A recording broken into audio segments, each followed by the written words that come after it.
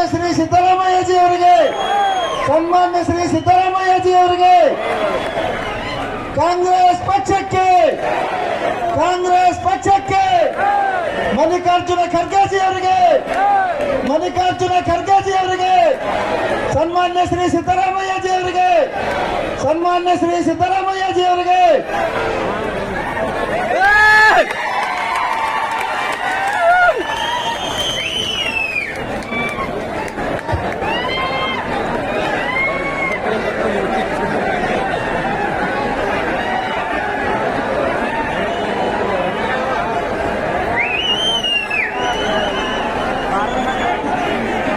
ಇದೇ ರೀತಿ